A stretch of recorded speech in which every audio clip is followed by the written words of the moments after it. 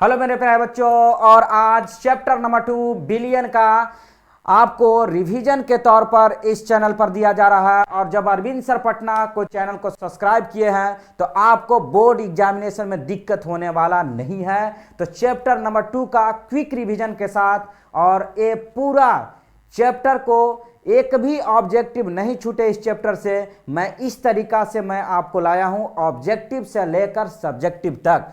तो आज का पहला क्वेश्चन है कि किसी भी बिलियन का वाष्प दाब का अपेक्षिक अवनमन विलय के मोल अंश के बराबर होता है। यानी किसी भी बिलियन के वाष्प दाब का अवनमन विलय के मोल अंश के बराबर होता है। यानी P note minus P S by P note बराबर विलय का मोल अंश, विलय का मोल अंश के बराबर होता है। विलय का मोल अंश के बराबर होता है, उसे हम लोग बोलते हैं रॉल्स का नियम बोलते हैं। क्या बोलते हैं हम लोग? रॉल्स का नियम बोलते हैं। रॉल्स का नियम, रॉल्स का नियम। यानी कोई भी बिलियन जिसका वाष्प दाब का अवनमन, वाष्प दाब का अवनमन विलय के मोल अंश के बराबर होगा, उसे हम लोग क्या कहते हैं? रॉल्स का नियम कहते हैं। क्या कहते हैं बच्चों? रॉल्स का नियम कहते हैं। अगले प्रश्न की ओर। अगला प्रश्न है कि बिलियन है जो रॉल्स के नियम को पालन कर रहा है, यानी वैसा बिलियन जो रॉल्स के नियम का पालन करता है, उसे हम लोग क्या कहेंगे? आदर्श घोल कहते हैं। क्या कहते हैं? आदर्श घोल कहते हैं। यानी वैसा बिलियन जो रॉल्स के नियम को क्या करेगा? पालन करेगा, उसको हम लोग क्या कहते हैं? आदर्श घोल कहते हैं।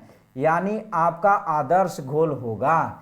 यानी आदर्श घोल वो होता है जो रॉल्स के नियम को क्या करता है? पालन करता है। तो रॉल्स का एक साइंटिस्ट का नाम है। अगले प्रश्न की ओर। वैसे बिलियन जो रॉल्स के नियम का पालन नहीं करता है, यानी रॉल्स का नियम का जो पालन नहीं करेगा, उसको हम लोग क्या कहेंगे? तो वो जो रॉल्स का नियम का पालन करता था, आदर्श घोल, और जो पालन नहीं करेगा उसको क्या बोलेंगे? अनादर्श घोल। क्या बोला जाएगा इसको? यानी इसका सटीक आंसर क्या हो जाएगा? अनादर्श घोल। अनादर्श घोल, अनादर्श घोल यानी non ideal solution, non ideal solution, non ideal solution. यानी वैसा घोल जो रॉल्स के नियम का पालन न करे, उसको हम लोग क्या बोलते हैं? अनादर्श घोल कहते हैं। अगले प्रश्न की ओर। बोला कि आदर्श घोल और अनादर्श घोल के बीच अंतर क्या होते हैं? ये 2 नंबर में आपका बोर्ड एग्जाम में पूछा हुआ है। बिहार बोर्ड एग्जामिनेशन में 2 नंबर में एक क्वेश्चन पूछा हुआ है कि आदर्श घोल और अनादर्श घोल के बीच क्या अंतर है। तो देखिए, आदर्श घोल क्या होते हैं? आदर्श घोल, और दूसरा तरफ हम ले रहे हैं, दूसरे तरफ अनादर्श घोल। अनादर्श घोल, दोनों में क्या अंतर है मैं बता रहा हूं। इसमें क्या हो जाएगा? विलय और विलय, विलय विलय तथा विलायक विलायक, विलायक विलायक, विलायक विलायक के बीच आकर्षण एक बराबर रहेगा। विलय विलय, विलायक विलायक और विलय बिलियन, विलय और विलायक दोनों के बीच के आकर्षण क्या रहेगा? एक समान रहेगा। लेकिन इसमें विलय विलय, विलायक विलायक और विलय विलय, विलय विलायक के बीच जो होगा लगाव, वो क्या होगा? एक बराबर नहीं होगा। आदर्श घोल में क्या होते हैं कि विलय विलय, विलायक विलायक सबका आकर्षण एक समान होगा, लेकिन अनादर्श घोल में ऐसा होता नहीं है, ऐसा होता नहीं है। तो यानी अनादर्श घोल क्या होता है? तो जिसमें विलय विलय, विलायक विलायक के बीच में आपका आकर्षण जो होता सही से काम नहीं करता है।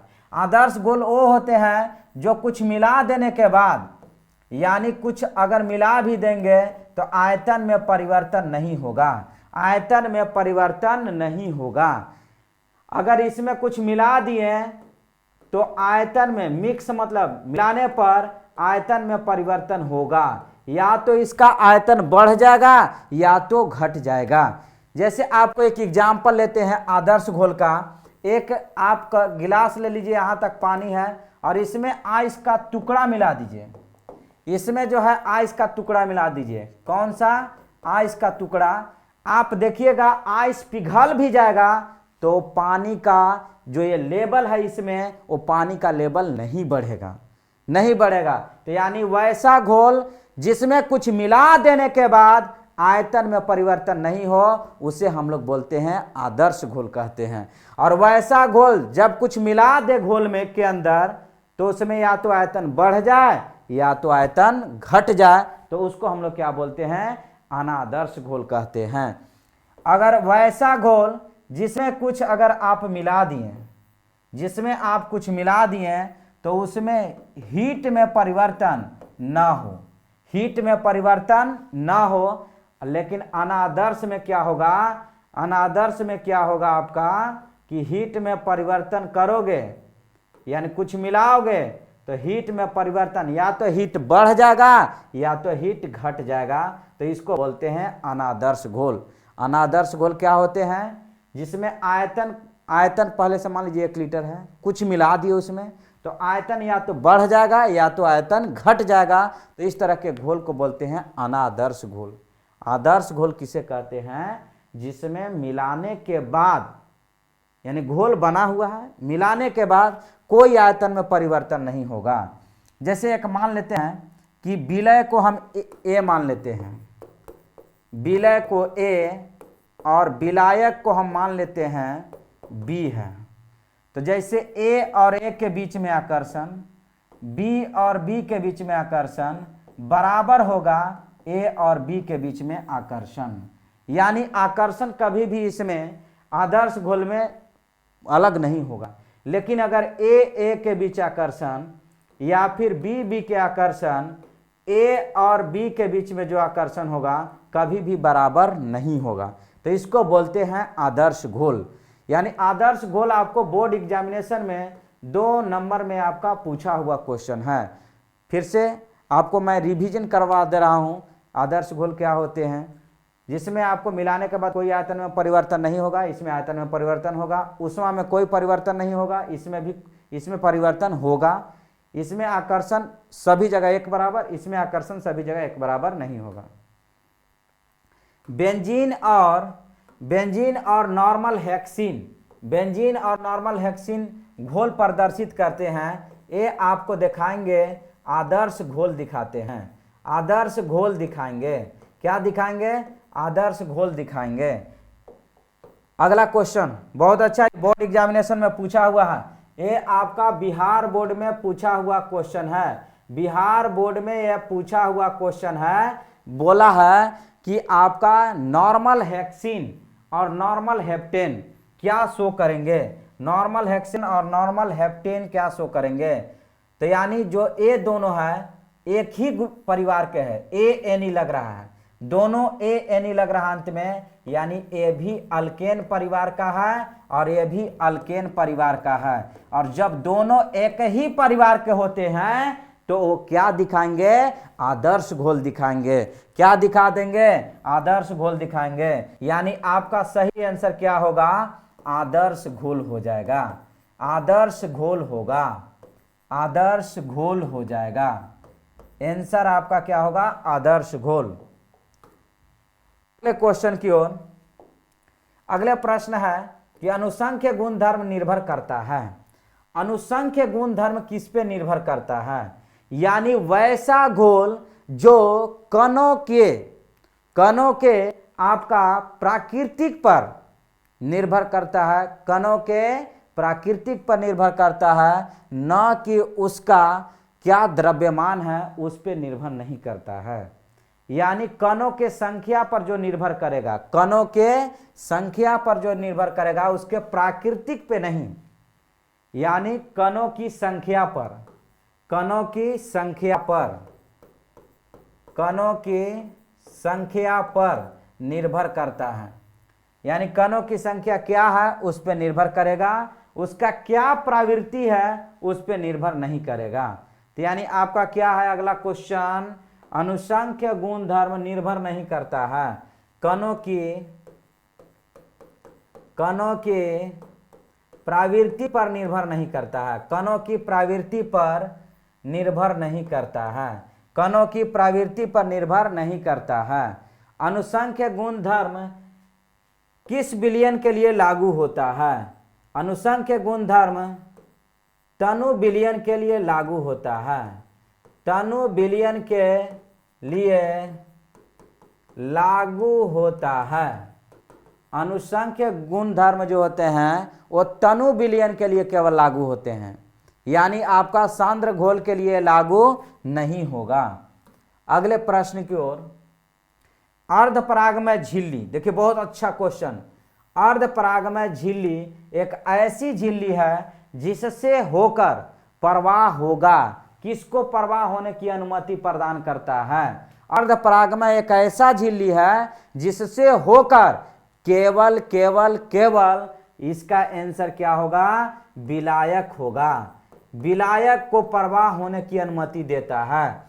अर्धपरागमय एक ऐसा झिल्ली है जिससे होकर केवल केवल केवल क्या पास होने की अनुमति प्रदान करता है? विलायक। अब विलय के कणों को, यानी विलय के कणों को क्या कर देता है? प्रवाह को रोक देता है। विलय के कणों के प्रवाह को क्या कर देता है? रोक देता है।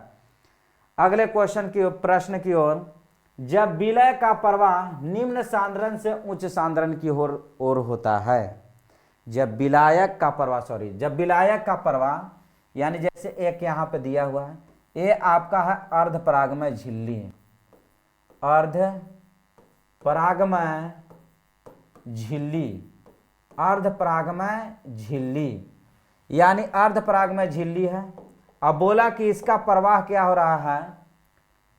उच्च सांद्रण से, एक मिनट, हाँ, उच्च सांद्रण से प्रवाह होगा, किस सहायता से होगा? निम्न सांद्रण से उच्च सांद्रण की ओर होगा। तो मान लेते हैं कि इधर निम्न सांद्रण है, इधर क्या है आपका? निम्न सांद्रण है, और इस घोल का जो है सांद्रण, इस घोल का सांद्रण जो है उच्च सांद्रण है। क्या है आपका? उच्च सांद्रण दिया हुआ है, ठीक है। अब यहां पे बोला कि निम्न से उच्च सांद्रण का प्रवाह होगा, किसका जी? विलायक का। तो इसको क्या बोलते हैं? प्रासरण कहते हैं। उत्तर इसका क्या हो जाएगा? प्रासरण कहते हैं। क्या बोलते हैं? प्रासरण। ऑस्मोसिस बोला जाता है। क्या बोला जाता है? ऑस्मोसिस कहा जाता है। यानी जब विलायक का प्रवाह निम्न सांद्रण से उच्च सांद्रण की ओर होगा तो अर्धपरागमय झिल्ली के सहायता से तो क्या कहलाते हैं? तो प्रासरण कहलाते हैं। संप्रसारी विलयन में समान होते हैं। बोला गया है कि वैसा विलयन जिसमें प्रासरण दाब एक समान होगा, एक सामान्य ताप पर, तो उसको संप्रसारी विलयन कहते हैं। आइसोटोनिक सॉल्यूशन भी इसको बोला जाता है। आइसोटोनिक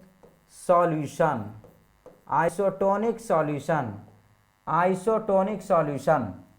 इसमें क्या होता है? प्रासरण दाब जो होता है बराबर होता है, एक दूसरे का प्रासरण दाब क्या हो जाएगा? बराबर। पाई 1 और पाई 2 क्या है? पाई 1 और पाई 2 जो है वो प्रासरण दाब है, प्रासरण दाब है। यानी संप्रसारी विलयन में क्या होते हैं? प्रासरण दाब बराबर होते हैं। और क्या होते हैं? प्रासरण दाब, संप्रसारी विलयन में सांद्रण भी बराबर होते हैं। क्या होते हैं? सांद्रण भी बराबर होते हैं। यानी C1 बराबर C2। यानी याद कर लीजिए, संप्रसारी विलयन में क्या होते हैं? आपका प्रासरण दाब बराबर होते हैं, सांद्रण बराबर होते हैं, या फिर आप ये भी जान सकते हैं मोलर सांद्रण भी बराबर होते हैं। मोलर सांद्रण भी क्या होते हैं? बराबर होते हैं। यानी वैसा घोल जिसमें मोलर सांद्रण बराबर होगा प्रसरण दाब बराबर होगा सांद्रण बराबर होगा, तो उस घोल को विलयन को क्या बोलते हैं? संप्रसारी विलयन कहा जाता है। संप्रसारी विलयन कहा जाता है। जब विलायक का प्रवाह निम्न सांद्रण से उच्च सांद्रण का अर्धपराग में झिल्ली के सहायता से हो, तो ये तो आप जानिए रहे क्या होता है? परासरण। परासरण इसको बोला जाता है, परासरण कहा जाता है। अगले प्रश्न की ओर, परासरण दाब का इकाई क्या होता है? परासरण दाब का इकाई क्या होता है? यानी परासरण दाब का इकाई पूछा है, तो यानी एटीएम होता है। हिंदी में इसको बोला जाता है वायुमंडलीय दाब कहा जाता है। वायुमंडलीय दाब कहा जाता है। परासरण दाब को हम लोग पाई से लिखते हैं। ये आपका क्या है? परासरण दाब है। परासरण दाब। परासरण दाब का इकाई क्या होता है? एटीएम होता है। वायुमंडलीय। वायुमंडलीय। ये देखिए एक क्वेश्चन जो है बोर्ड में, बिहार बोर्ड में पूछा हुआ क्वेश्चन है। बोर्ड एग्जामिनेशन में पूछा हुआ है। बिहार बोर्ड में पूछा हुआ क्वेश्चन है। बिहार बोर्ड में पूछा हुआ क्वेश्चन है।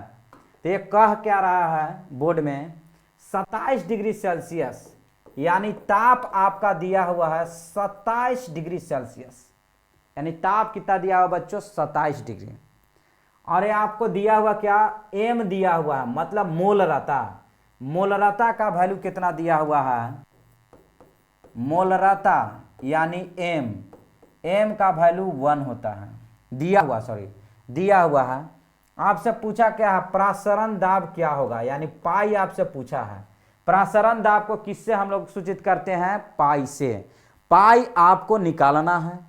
तो परासरण दाब का फॉर्मूला क्या होता है? पाई बराबर CRT होता है। पाई बराबर CRT होता है। तो पाई का वैल्यू निकालना है। C का मतलब होता है मोलरता, यानी इसी को बोला जाता है C। मोलरता को ही बोला जाता है सांद्रण। मोलरता को ही क्या बोला जाता है? सांद्रण। तो यानी पाई का निकालना है, सांद्रण का वैल्यू 1 और R का वैल्यू जो होता है 0.0821 और गुना ताप जो है, ताप यहाँ केल्विन में लिया जाता है। ताप क्या चीज में रहना चाहिए? केल्विन में रहना चाहिए। केल्विन में रहना चाहिए। ताप क्या चीज में रहना चाहिए? केल्विन में। यानी ताप जो है केल्विन में रहना चाहिए। केल्विन में रहना चाहिए, नहीं तो फिर आपका गलत हो जाएगा। तो इसको ताप को केल्विन में बदल रहे हैं। तो ताप क्या हो जाएगा? 27 प्लस 273। तो अब एक केल्विन में आ जाएगा, तो यानी 300 केल्विन हो गया। 27 डिग्री को हम लोग क्या चीज़ में बदल दिए? केल्विन में। तो 300 केल्विन आ जाएगा। तो यहाँ 300 मैंने लिख दिया। तो जब इसको मल्टीप्लाई करेंगे, पॉइंट को हटा देते हैं। देखिए यहाँ पे 0.0821 इंटू 300। तो जब इस पॉइंट को हम हटाएंगे, हट गया, तो इस पॉइंट को हम यहाँ ला रहे हैं, तो यानी नीचे 100 हो जाएगा। तो ये 0 कट गया। तो पाई बराबर आपका हो गया 8.21 गुना 3। तो 8 3 एकम 3, 3 दूना 6, 8 के 24, यानी 24.6 आपका एटीएम आंसर हो जाएगा। परासरण दाब का इकाई क्या होता है? एटीएम होता है। परासरण दाब का इकाई क्या होता है? एटीएम। ये बिहार बोर्ड में आपका क्वेश्चन पूछ चुका है और पूछने की और भी संभावना है। तो आप स्क्रीनशॉट लेना नहीं भूलें। तो ये बहुत अच्छा क्वेश्चन है, तो आप स्क्रीनशॉट ले सकते हैं। अगले क्वेश्चन की ओर, एक घोल जिसका परासरण दाब 300 केल्विन है और इतना दिया हुआ, ये बिहार बोर्ड में पूछा हुआ क्वेश्चन है। BSB में आपका पूछा हुआ क्वेश्चन है, बिहार बोर्ड में पूछा हुआ क्वेश्चन है। तो इसको हम लोग कैसे सॉल्व करेंगे, अब इस पे चर्चा करेंगे। देखिए क्या क्या दिया हुआ है, अब उस पे हम लोग बात करेंगे। परासरण दाब यानी पाई का वैल्यू दिया हुआ है 0.0 क्या है 0821 आपका वायुमंडलीय मतलब एटीएम। वायुमंडलीय दाब का मतलब होता है एटीएम, शॉर्ट में लिखेंगे एटीएम। तो यानी प्रसारण दाब का वैल्यू दिया हुआ है और केल्विन है तो यानी ताप का वैल्यू दिया हुआ है और ताप केल्विन में रहना चाहिए। पूछा क्या है घोल का सांद्रण क्या होगा, यानी घोल का सांद्रण यानी C का वैल्यू निकालना है। C बराबर व्हाट, C का वैल्यू निकालना है। तो पाई बराबर प्रसारण दाब बराबर हम लोग जानते हैं कि पाई बराबर CRT होता है। तो अब यहां पे देख लेंगे आप लोग, पाई बराबर C निकालना है। सर निकालना है सर, क्या सर बात कर रहे हो सर, मैं निकाल लूंगा, पक्का निकाल लूंगा, कोई बात नहीं बेटा निकाल लो। अब यहां पे देख लो पाई का वैल्यू कितना रखें 0.0821, C का वैल्यू निकालना है, C का वैल्यू निकालना है तो R का वैल्यू फिक्स वैल्यू होता है और आपका जो है यहाँ पे 1 है, ये 300 केल्विन है। अब देख लो डस लिया, कट गया। अब बचा क्या 1 बराबर आपका C गुना 300। अब इसको ऐसे लिख सकते हैं C बराबर 1/300, C बराबर 1/300। तो क्या 1/3 गुना 100 लिख सकते हैं, बिल्कुल लिख सकते हो सर, क्यों नहीं सर, ऐसा क्यों क्या कर दिया आपने, 10 के पावर 2 लिख सकते हैं इसको। तो यानी इसको 1/3 इंटू 10 के पावर -2 तो यानी 0.33 गुना 10 के पावर -2 आपका मोल पर लीटर इज द आंसर। यानी ये भी क्वेश्चन आपको मजेदार है, मस्त है और ये आपको स्क्रीनशॉट लेना नहीं भूलें। तो आप फटाफट से स्क्रीनशॉट भी ले सकते हैं। अगले क्वेश्चन की ओर, glucose NaCl, glucose urea NaCl K2SO4 किसका हिमांक का अवनमन ज्यादा होगा। हिमांक का अवनमन यानी हिमांक का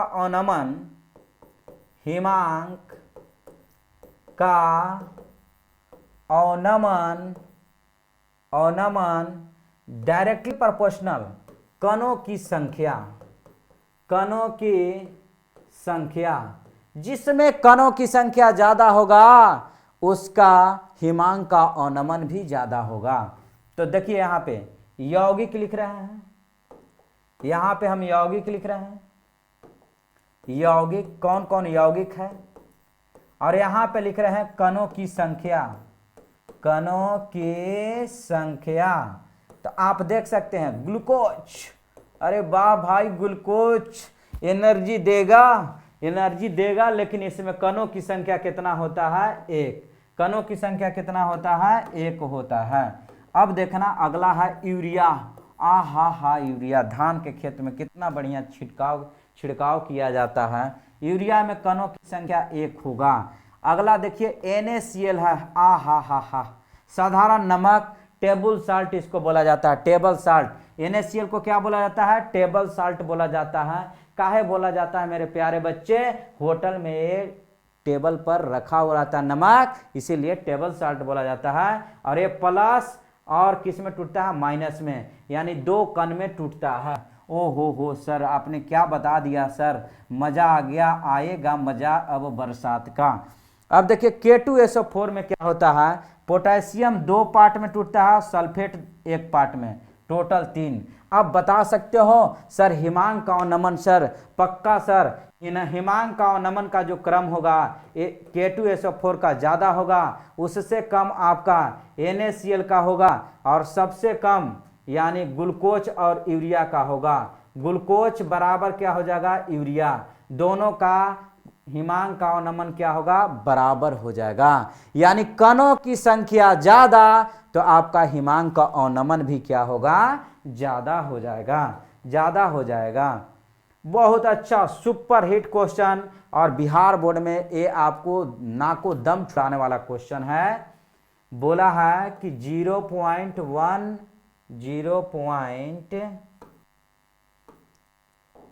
0.01 ग्लूकोज है, 0.0 क्या है ग्लूकोज। इसके तुलना में 0.01 आपका MgCl2 है। तो विलयन का हिमांक का अवनमन क्या होगा?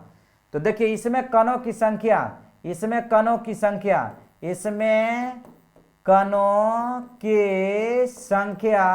1 होगा, और MgCl2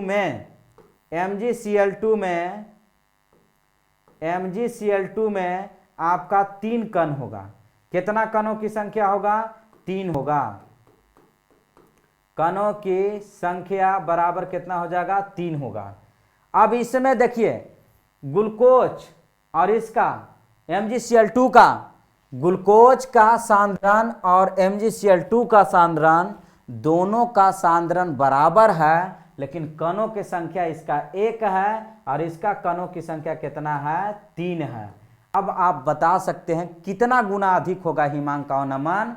तो ग्लूकोज का हिमांक का अवनमन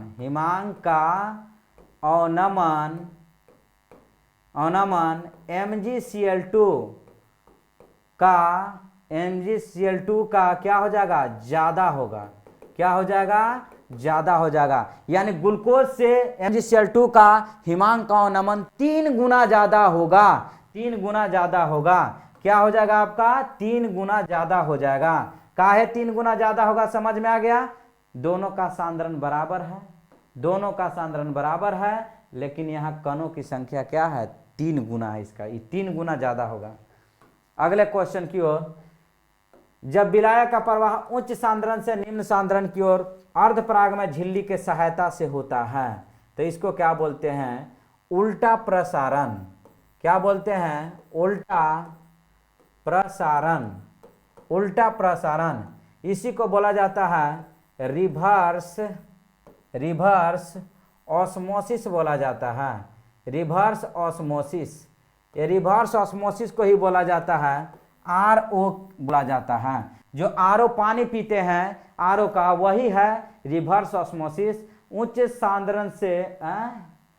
सांद्रण से निम्न सांद्रण का विलायक का प्रवाह अर्धपराग में झिल्ली के द्वारा होता है, उसे हम लोग क्या बोलते हैं? उल्टा प्रसारण, यानी विपरीत प्रसारण कहते हैं। वाष्प दाब का अवनमन और शुद्ध विलायक का वाष्प दाब के अनुपात को क्या कहते हैं? वाष्प दाब का अवनमन, ये वाष्प दाब का अवनमन है। वाष्प दाब का अवनमन और शुद्ध विलायक के अनुपात को क्या कहते हैं? वाष्प दाब का आपेक्षिक अवनमन कहा जाता है। यानी देखिए बोला है कि शुद्ध विलायक का, यानी शुद्ध विलायक यानी पी नोट, और वाष्प दाब के अनुपात को क्या कहा जाता है? तो वाष्प दाब का आपेक्षिक अवनमन कहा जाता है। वाष्प दाब का आपेक्षिक अवनमन कहा जाता है। अगले क्वेश्चन की ओर, एक विलायक का वाष्प दाब इतना दिया हुआ है, यानी विलायक का वाष्प दाब यानी पी नोट 50 mmHg दिया हुआ है। यदि विलय का मोल अंश, यानी मोल अंश का वैल्यू दिया हुआ है, विलय का मोल अंश, विलय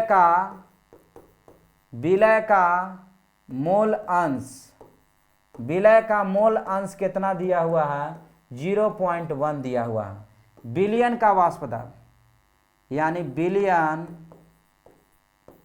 विलयन का वाष्प दाब क्या हो जाएगा? यानी PS बराबर क्या होगा? आपको पता है पी नोट माइनस PS बटा में पी नोट, और विलय का मोल अंश होता है। क्या होता है? विलय का मोल अंश, विलय का मोल अंश। तो पी नोट का वैल्यू कितना दिया हुआ है? 50। PS निकालना है, और यहाँ पे क्या है? 50 होगा।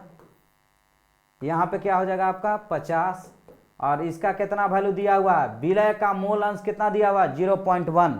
तो आप निकाल सकते हैं 50 माइनस PS, 0.1 गुना 50, पॉइंट हटा देंगे 10, यहाँ कह गया 5, तो यानी PS बराबर 5 इधर है, इधर ही जाएगा तो क्या हो जाएगा आपका माइनस में, -50 यानी -45, माइनस माइनस कट गया, तो यानी इसका क्या हो जाएगा 45 mmHg हो जाएगा, 45 mmHg होगा, 45 mmHg होगा। देखिए बहुत अच्छा प्रश्न है, बोला है कि विलायक का वाष्प दाब इतना है, विलय का मोल अंश इतना है, तो विलयन का वाष्प दाब क्या होगा।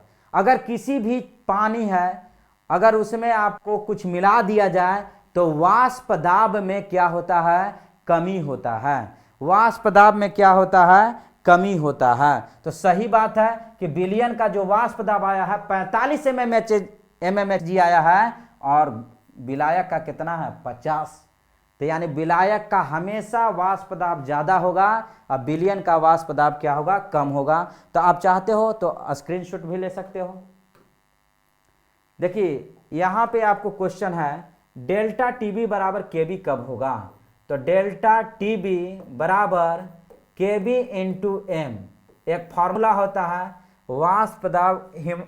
वाष्प दाब का नहीं, सॉरी, क्वथनांक का उन्नयन का फार्मूला, तो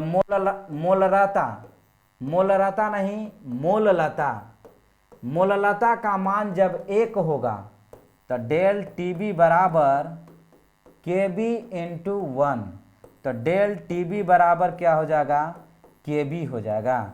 तो डेल टीबी बराबर केबी कब होगा, जब मोललता का वैल्यू कितना हो जाएगा, 1 होगा। ये भी आपको बोर्ड एग्जामिनेशन में पूछा गया है, ये भी आपको बोर्ड एग्जामिनेशन में पूछा गया है। तो उसी तरह से इसका भी क्या आंसर हो जाएगा, डेल टी एफ बराबर केएफ इंटू एम होता है। तो जब एम का वैल्यू 1 होगा तो डेल टी एफ बराबर क्या हो जाएगा, केएफ हो जाएगा। यानी हिमांक का अवनमन और आपका केएफ कब बराबर होगा, जब आपका मोललता का वैल्यू 1 होगा। शुद्ध पानी का वाष्प दाब का कितना मान होता है, यानी शुद्ध पानी का वाष्प दाब का जो मान होता है, शुद्ध पानी का वाष्प दाब का जो मान होता है वो 760 mmHg होता है, 760 mmHg होता है। याद कर लें, शुद्ध जल का वाष्प दाब का मान कितना होता है, 760 mmHg होता है। अगले प्रश्न की ओर, पाई बराबर CRT में पाई का इकाई क्या है, पाई बराबर CRT में पाई का इकाई क्या है, तो पाई का इकाई होता है ATM होता है। और ये जो C दिखाई दे रहा है, यानी C का मतलब हो गया सांद्रण, यानी इसका है मोल पर लीटर है। और ये जो R है इसका वैल्यू 0.0821 होता है, और T जो है वो आपका केल्विन होता है, यानी केल्विन होता है। यानी ताप हमेशा क्या चीज में रहेगा, केल्विन में। मैं सारा इसमें निचोड़ दिया, पाई का केवल आपको पूछा था, मैंने सारा आपको डिस्कस कर दिया। अब देखिए अगले क्वेश्चन की ओर, वियोजन के लिए वान टॉप का गुणांक क्या होता है, वियोजन के लिए वान टॉप का गुणांक 1 minus alpha plus N alpha होता है, 1 minus alpha plus N alpha होता है। अगले क्वेश्चन की ओर, कैल्शियम कार्बोनेट का वान टॉप का गुणांक कितना होता है, तो कैल्शियम एक भाग में टूटेगा, कार्बोनेट जो है एक भाग में टूटेगा, यानी टोटल आपका कणों की संख्या कितना हो गया, 2। तो यानी वान टॉप का गुणांक, वान टॉप का गुणांक आपका 2 हो जाएगा। कितना हो जाएगा वान टॉप का गुणांक, यानी जितना कणों में आपका टूटेगा उतना ही क्या हो जाएगा, वान टॉप का गुणांक होगा। जितना कणों में टूट जाएगा उतना ही आपका वान टॉप का गुणांक हो जाएगा। अगले प्रश्न की ओर, NaCl का वान टॉप का गुणांक क्या होगा, ये आपको कमेंट में बताना है कि NaCl का वान टॉप का गुणांक कितना होगा। तो NaCl Na प्लस और Cl माइनस में टूटेगा, तो आपको बताना है कि NaCl का वन टॉप का गुणांक कितना होगा। बहुत अच्छा प्रश्न, बिहार बोर्ड में जो है एक क्वेश्चन आपको पूछा हुआ है, बिहार बोर्ड में जो है एक प्रश्न आपको पूछा हुआ है। मैं आपको इसको विस्तार से बताने जा रहा हूं एक क्वेश्चन को। यहां पे दिया हुआ देखिए 0.1 m, m का मतलब होता है मोलरता, और ये आपका दिया हुआ BaNO3 का होल ट्वाइस, ये आपका बेरियम +2 और NO3-1 यानी 2 बार में टूटेगा नाइट्रेट। नाइट्रेट कितना भाग में? 2 भाग में। तो इसमें आपका कणों की संख्या कितना हो जाएगा? 3। देखिए ये 2 भाग में और ये 1 भाग में, तो 3 हो गया। वांट हॉप का गुणांक दिया हुआ है 2.74 दिया हुआ है। आपका अल्फा का वैल्यू पूछा है, तो वांट हॉप का गुणांक क्या होता है? 1 minus alpha plus N alpha. तो अब यहाँ पे देख सकते हैं इसको कैसे हम लोग बनाएंगे। अब यहाँ पे आपका क्या है? आईडी का वैल्यू दिया हुआ है, यानी वांट हॉप का गुणांक 2.74, 1 माइनस अल्फा निकालना है, एन का वैल्यू यानी कणों की संख्या यानी एन का वैल्यू 3 दिया हुआ, 3 अल्फा। तो इसको हम इधर ले जाएंगे, 2.74 माइनस 1, इसको इधर ले गए। यहाँ पे क्या हो जाएगा? माइनस अल्फा 3 अल्फा यानी 1.74 बचेगा, इसको माइनस कर दिए। अब यहाँ पे क्या बचेगा बच्चों? 2 अल्फा। तो अल्फा बराबर क्या हो जाएगा? अल्फा बराबर 1.74 डिवाइडेड बाई 2 यानी 0.87। लेकिन यहाँ प्रतिशत में पूछा है तो 100 से गुना कर दीजिए, तो 100 से गुना कर दीजिए तो आपका कितना आ जाएगा? 87%।